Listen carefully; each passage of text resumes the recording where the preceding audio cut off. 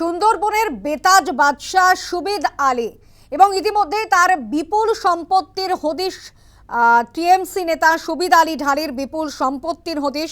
Cut money দখলদারিতে বিশাল সাম্রাজ্য। Gosaba block তৃণমূলের সভাপতি সুবিদ আলী ঢালি এলাকায় ঝোড়ো ঢালি নামে পরিচিত। সুন্দরবনে সুবিদের চোখ ধাঁধানো সম্পত্তি, যে ছবি আপনাদের সামনে আমরা রাখছি, একেবারে প্রাসাদোপম যে সাম্রাজ্য বলা যেতে পারে। 20 বিঘা জমির ওপর 2 বিশাল প্রাসাদ, 15 ফুট উচ্চতার প্রাচীর ঘেরা সাম্রাজ্য। পাঠানখালীতে বিশাল ভেড়ি, 40 বিঘার খামার বাড়ি, গোসাবায় 5টি আলিশান বাড়িও, প্রাসাদোপম পার্টি অফিসও, হাসনাবাদ এবং বসিরহাটে ফ্ল্যাটও রয়েছে তৃণমূল নেতা সুবিদ আলী ঢালির। ক্ষমতার দাপট দেখিয়ে হিন্দুকে বিয়ে, সুন্দরবনের বেতাজ বাদশার একাধিক রানীও রয়েছে। রাজকীয় জীবনযাপন করতেন সুবিদ আলী ঢালি। তৃণমূল নেতা সুবিদ আলী ঢালির বিপুল সম্পত্তি, সুন্দরবনের বেতাজ বাদশাহ সুবিদ ঢালি।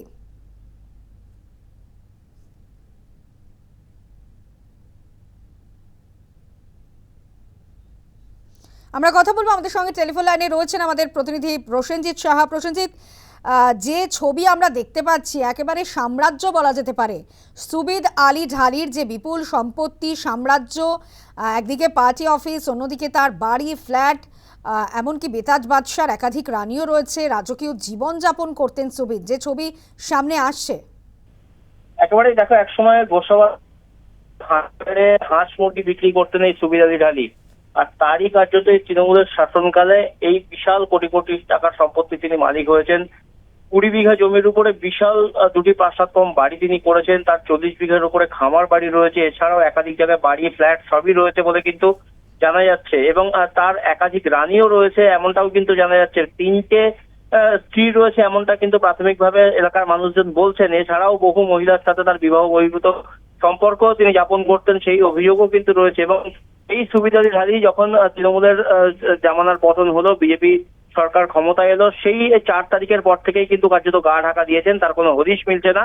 প্রশ্ন উঠেছে যে একসময় হাঁস মুরগি বিক্রি করতো, তার এত বিপুল পরিমাণ সম্পত্তি কোথা থেকে এলো। এলাকার মানুষজনের দাবি যে তাদের কাছ থেকে কাটমানি খাওয়া, জোর করে তাদের জমি সম্পত্তি দখল করে নেওয়া, সমস্তটাই কিন্তু এই সুবিদ আলী ঢালি করেছেন। তৃণমূল সরকারের আমলে এবং এলাকার তৃণমূল নেতা হিসাবে তিনি পরিচিত। গোসাবা ব্লক তৃণমূলের কার্যকরী সভাপতি রয়েছেন এই সুবিদ আলী ঢালি। এই পাঠানখালী গ্রাম পঞ্চায়েতের অঞ্চল সভাপতি তিনি।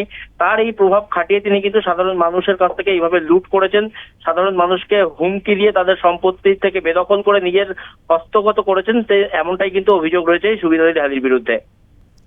একদমই প্রসেনজিৎ, যে ছবি আমরা দেখতে পাচ্ছি, মানে সেখানে কি না নেই। একদিকে দেখা যাচ্ছে চোখ ধাঁধানো সম্পত্তি, 20 বিঘা জমির ওপর 2 বিশাল প্রাসাদ, 15 ফুট উচ্চতার প্রাচীর ঘেরা সাম্রাজ্য, বিশাল ভেড়ি রয়েছে পাঠানখালীতে, 40 বিঘার খামার বাড়ি, তুমি যেমনটা জানাচ্ছিলে, 5টি আলিশান বাড়ি রয়েছে। কিন্তু কিভাবে এই এই তুমি যেমনটা বলছো, যেখানে হাঁস মুরগির ব্যবসা ছিল, সেখানে কিভাবে এই বিপুল সাম্রাজ্যের মালিক হলেন এই সুবিদ আলী ঢালি? কি কারণের পিছনে স্থানীয়রা এই প্রসঙ্গে কি জানাচ্ছেন, শোনাবো। আগে ছিল মালিরা, শশাঙ্ক মালি, হিমাংশু মালি, যে 15 বিঘা। এরা কি চাষি? না, ওরা মালিক। আচ্ছা। আর চাষি হচ্ছে আকুল সর্দার, নির্মল মাহাতো, নীলমণি মাহাতো, খোকন মাহাতো। বর্তমানে জায়গা কাদের? বর্তমান জায়গা চাষিদের। এখন মানে কিনে নিয়েছে ঝোড় আলী। কীভাবে কিনলো? চাষিদেরকে হটিয়ে দিয়ে বর্গা চাষি উচ্ছেদ করে দিয়েছে, দিয়ে ওরা 4.5 বিঘা জমি কিনেছে, দখল করেছে 5.5 বিঘা। 1 বিঘা জমির উপরে পুকুর কেটেছে। এরকম অবস্থায় এখনো তার কোনো সমস্যার সমাধান হয়নি।